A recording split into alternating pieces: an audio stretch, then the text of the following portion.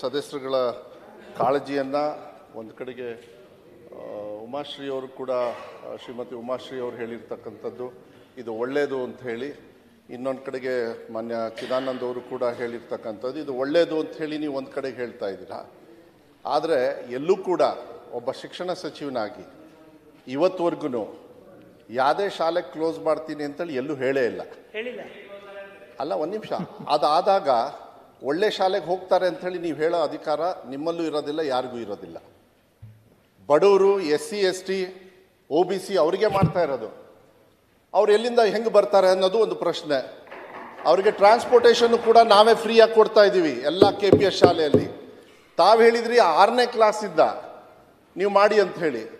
ಯಾಕೆ 1ನೇ ಕ್ಲಾಸಿಂದ ಅಂದರೆ LKG ಇಂದ 12ನೇ ಕ್ಲಾಸ್ವರೆಗೂ ಒಂದು ಮಗು ಒಂದು ಅಡ್ರೆಸ್ಸಲ್ಲಿ ಓದ್ಬಿಟ್ರೆ ಆ ಮಗು ಬೆಳವಣಿಗೆ ಚೆನ್ನಾಗಿರ್ತದೆ ಮಾನ್ಯ ಅಧ್ಯಕ್ಷೆ. ಅದಕ್ಕೆ ಒಂದೇ ಏರಿಯಾದಲ್ಲಿ ಎಲ್ಲಿ ಜಾಗ ಜಾಸ್ತಿ ಇದೆ, ಎಲ್ಲಿ ಕಟ್ಟಡಗಳಿದ್ದಾವೆ, ಸುಸರ್ಜಿತವಾಗಿರ್ತಕ್ಕಂಥ, ಈಗ ಕಂಪ್ಯೂಟರ್ ಯಾಕೆಂದರೆ ಇವತ್ತಿನ ವ್ಯವಸ್ಥೆ ಕಂಪ್ಯೂಟರ್ ಬೇಕು. ಪ್ರೈವೇಟ್ ಶಾಲೆಗೆ ಯಾಕೆ ಹೋಗ್ತಾರೆ? ಅಲ್ಲಿ ಕಂಪ್ಯೂಟರ್ ಕೊಡ್ತಾರೆ ಅಂಥೇಳಿ. ಪ್ರೈವೇಟ್ ಶಾಲೆಗೆ ದುಡ್ಡು ಕೊಟ್ಟು ಯಾಕೆ ಹೋಗ್ತಾರೆ? ಒಂದು ಹಳ್ಳಿಯಿಂದ ಇನ್ನೊಂದು ಕಡೆಗೆ ಪಿಕಪ್ ಮಾಡ್ಕೊಂಡು ಹೋಗ್ತಾರೆ. ದುಡ್ಡು ಕೊಟ್ಟು ಅವ್ರಿಗೆ ಆರ್ಥಿಕವಾಗಿ ಹೊರೆ ಆಗ್ತಾ ಇತ್ತು.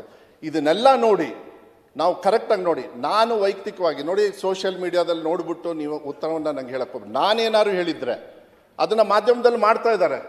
ನಾನು ಈ ಸಭೆಯಿಂದ ಮಾಧ್ಯಮದವ್ರಿಗೂ ಕೂಡ ನಾನು ಹೇಳಲಿಕ್ಕೆ ಇಷ್ಟಪಡ್ತೀನಿ.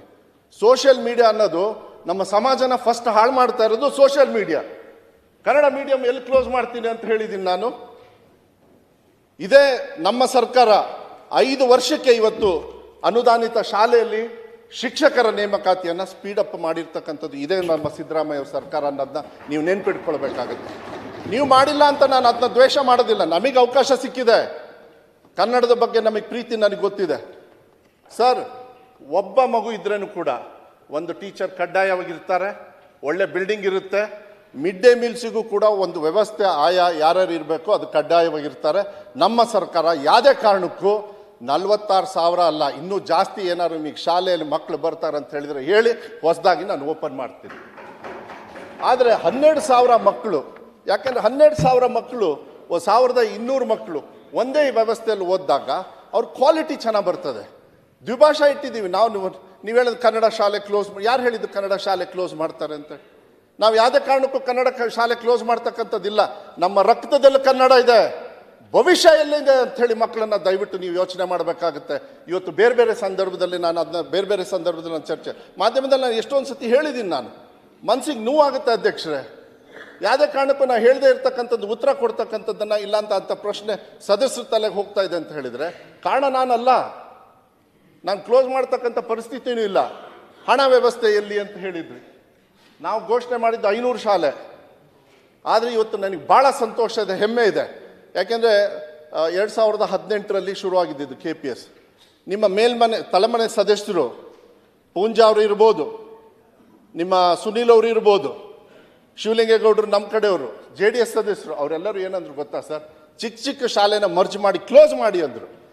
ಇನ್ನೂ ಏನಾದ್ರು ಹೇಳಬೇಕಂದ್ರೆ ಮಧ್ಯಪ್ರದೇಶದಲ್ಲಿ ನಿಮ್ಮ ಸರ್ಕಾರ ಎಷ್ಟು ಮಾಡಿದೆ ಅಂತೇಳಿ ನಾನು ಚರ್ಚೆ ಮಾಡೋದಕ್ಕೆ ಹೋಗೋದಿಲ್ಲ. ನಾನು ಕೊಡ್ಬೋದು, ಆದರೆ ನಾನು ಐ ಆಮ್ ವರಿಡ್ ಅಬೌಟ್ ನಮ್ಮ ಕನ್ನಡ ಮಾಧ್ಯಮ ಇರ್ಬೋದು, ನಮ್ಮ ಕನ್ನಡಿಗರ ಮಕ್ಕಳ ಒಂದು ಭವಿಷ್ಯಕ್ಕೆ ನಾನು ಈ ಇಲಾಖೆಯನ್ನು ನಡೆಸ್ತಾ ಇದ್ದೀನಿ. ಅದು ನಮಗೆ ಭಾಳ ಮುಖ್ಯ ಆಗುತ್ತೆ. ಅದ್ರ ಮೇಲೇ ನಾನು ನಡೀತೀನಿ. ಬಡವರಿಗೂ ಕೂಡ ಒಂದು ಕಡೆಗೆ ಒಳ್ಳೆ ಒಂದು ಶಿಕ್ಷಣ ಕೊಡುತ್ತೆ ಅಂತ ಹೇಳಿದರೆ ಟ್ರಾನ್ಸ್ಪೋರ್ಟೇಷನ್ ಕೊಟ್ಕೊಂಡು ಮಾಡಬಾರ್ದ ಮಾನ್ಯ ಅಧ್ಯಕ್ಷೆ? 14 ವರ್ಷ ಯಾಕೆ? LKG ಒಂದು ಕಡೆಗೆ ಇರಬೇಕು, ಇದಾದಮೇಲೆ ಇನ್ನೊಂದು ಹಳ್ಳಿಗೆ ಪ್ರೈಮರಿ ಹೈಸ್ಕೂಲಿಗೆ ಹೋಗಬೇಕು, ಅದಾದಮೇಲೆ ಇನ್ನೊಂದು ತಾಲೂಕು ಹೆಡ್ ಕ್ವಾರ್ಟರ್ಸಿಗೆ ಸೆಕೆಂಡ್ ಇಯರ್ PUCಗೆ ಹೋಗಬೇಕು, ಬೇಕು. ಎಲ್ಲ ಮಕ್ಕಳಿಗೆ ಒಂದೇ ಕಡೆ ಕೊಟ್ಟಾಗದು ತಪ್ಪನೋ ಸರಿನೋ ಹೇಳಿ ನೋಡೋಣ. ಆದರೆ ಒಂದು ಹೇಳ್ತೀನಿ ಕೇಳಿ, ಯಾವುದೇ ಕಾರಣಕ್ಕೂ ಯಾವುದೇ ಶಾಲೆ ಕ್ಲೋಸ್ ಮಾಡಲ್ಲ, ಅದನ್ನು ಒಂದೇ ಉತ್ತರ ಕೊಟ್ಟುಬಿಡ್ತೀನಿ, ಅದನ್ನ ಹೆಚ್ಚು ಹೇಳೋದಕ್ಕೆ ಹೋಗೋದಿಲ್ಲ. ಆದರೆ 500 ಶಾಲೆಯನ್ನು ನಾವು ಒಂದು ನಿಮಿಷ ಚಿದಾನಂದರು ಹೇಳ್ತೀನಿ. ಯಾಕೆಂದರೆ ಇದು ಮಕ್ಕಳ ಭವಿಷ್ಯದ ಭಾಳ ಮುಖ್ಯ ಇದು. ಯಾಕೆಂದರೆ ನೀವು ನಮ್ಮ ಹಿರಿಯರು, ನಮ್ಮ ತಂದೆ ಬಂಗಾರಪ್ಪಾಜಿಯವರು ಇರಬೇಕಾದ್ರೆ ಸರ್, ತಾವು ಕೂಡ ಯಾವ್ದಾದ್ರು ಶಾಲೆಗೆ ಹೋದಾಗ, ಯಾಕೆಂದರೆ ಹಿರಿಯರು ಸದಸ್ಯರು ಬೇಕಾದಷ್ಟು ಜನರು ಇದ್ದೀರಿ, ನೀವೆಲ್ಲ ಮುಂಚೆ ಏನು ಮಾಡೋರು? ಯಾರು ರೋಡ್ ಕೇಳ್ತಿರ್ಲಿಲ್ಲ ಸರ್ 40 ವರ್ಷದ ಹಿಂದೆ, ನಮ್ಮ ಊರಿಗೆ ಒಂದು ಶಾಲೆ ಕೊಡಿ ಅಂಥೇಳಿ. ಅದು ಬರ್ಡನ್ ಆಗಿದೆಯಾ ಅಂಥೇಳಿ ನಾನು ಚರ್ಚೆ ಮಾಡೋದಕ್ಕೆ ಹೋಗೋದಿಲ್ಲ. ಆದರೆ ಮಕ್ಕಳ ಸಂಖ್ಯೆ ಅಷ್ಟು ಇದೆಯಾ ಅಂಥೇಳಿ ನೀವು ಕೂಡ ಯೋಚನೆ ಮಾಡಬೇಕಾಗುತ್ತಲ್ಲ. ಈಗ 500 ಶಾಲೆ ನಾವು ಬಜೆಟಲ್ಲಿ ಘೋಷಣೆ ಮಾಡಿದ್ದು. ಏಷ್ಯನ್ ಮುಗಿಸ್ಬಿಡ್ತೀನಿ. ಹೌದು, ಅಲ್ಲ ಬಳ್ಳಾರ್ತಿಯಿಂದ ದಯಮಾಡಿ ಅಲ್ಲ ಮಕ್ಕಳ ಅಲ್ಲ ಅಲ್ಲ ಸಚಿವರೇ, ಈಗ ತಾವೇ ಹೇಳಿದ್ರಿ ಒಬ್ಬ ಮಗು ಇದ್ರು ನಾನು ಶಾಲೆ ನಡೆಸ್ತೀನಿ ಅಂತ. ಇನ್ನೊಂದ್ ಕಡೆ ಹೇಳ್ತಾ ಇದ್ರ ಮಕ್ಕಳ ಸಂಖ್ಯೆ ಕಡಿಮೆ ಆಯ್ತು. ಮಕ್ಕಳು ಹುಡ್ತಾ ಇಲ್ಲ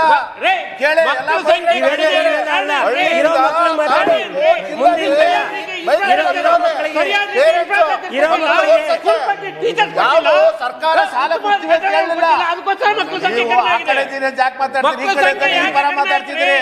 ಈ ಕಡೆಯಿಂದ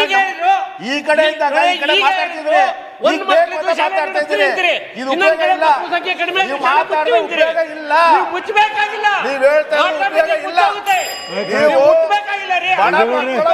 ಮಾತಾಡ್ತಾ ಇದ್ದೀರಿ.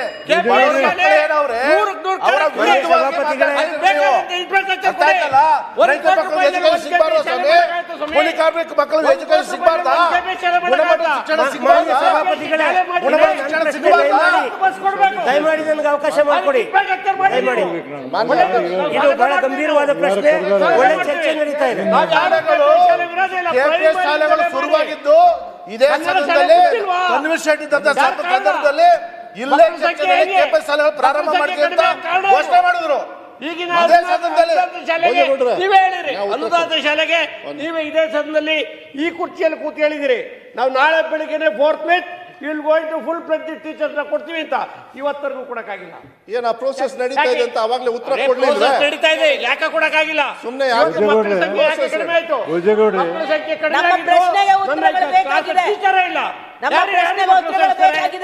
ನಮ್ಮ ಶಾಲೆಯಲ್ಲಿ ಟೀಚರ್ ಇಲ್ಲ. ರಕ್ಷಣೆಗೆ ಬರಬೇಕು. ಶಾಲೆ ಮಾಡ್ತೀರಾ? ತುಂಬಾ ಸ್ವಾಗತ ಇದೆ. ಅದು ಬೇಕಾಗಿರ್ತಕ್ಕಂಥ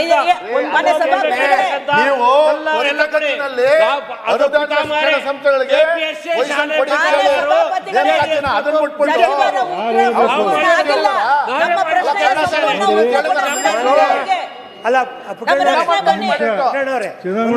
ಗುಣಮಟ್ಟ ಅನ್ನುವಂಥದ್ದು ಇಂಪಾರ್ಟೆಂಟ್.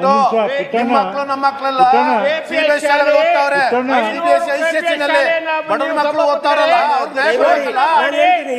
ನ್ಯಾಯ ಕೊಡ್ಬೇಕಲ್ಲ.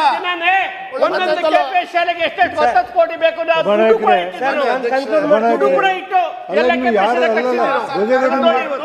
ಅರ್ಥ ಆಗುದು. ಪುಟ್ಟಣ್ಣ ಏನು ನೋಡಿ ಎದ್ ಮಾತಾಡ್ತೀರಿ? ಮಾನ್ಯ ಸಚಿವರೇ, ದಯಮಾಡಿ 2 ನಿಮಿಷ ದಯಮಾಡಿ. ಉತ್ತರ ಹೇಳ್ರಿ. ನಾನು ಹೇಳಿದ್ದನ್ನ ದಯಮಾಡಿ ಮಾನ್ಯ ಸಭಾಪತಿಗಳೇ 2 ನಿಮಿಷ ದಯಮಾಡಿ ತಾಳ್ಮೆಯಿಂದ ಕೇಳಿಸ್ಕೊಳ್ಳಿ. ತಾವು ತೆರೀತಿರ್ತಕ್ಕಂಥ KPSC ಶಾಲೆಗಳ ಬಗ್ಗೆ ನಾನು ಮಾತಾಡ್ತಾ ಇಲ್ಲ. ಗ್ರಾಮಕ್ಕೊಂದು KPS ಶಾಲೆ ನಡೆಸುವಷ್ಟು ಮಕ್ಕಳು ಇಲ್ಲ.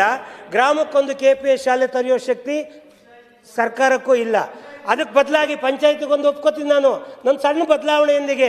ನನ್ನ ಕಳಕಳಿ ಇಷ್ಟೇ, ಊರಿನ ಪ್ರಾಥಮಿಕ ಶಾಲೆಗಳನ್ನು ಮುಚ್ಚೋದು ಬೇಡ. ಇದನ್ನ ಮಾಡೋಣ. ಹೆಡ್ ಕ್ವಾರ್ಟರ್ ಪಂಚಾಯತಿ ಹೆಡ್ ಕ್ವಾರ್ಟರ್ ಮಾಡೋಣ.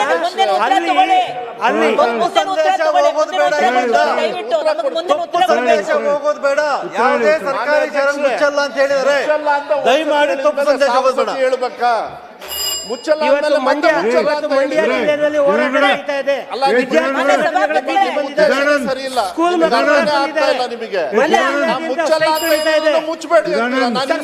ಮುಚ್ತಾ ಇದ್ದಾರೆ.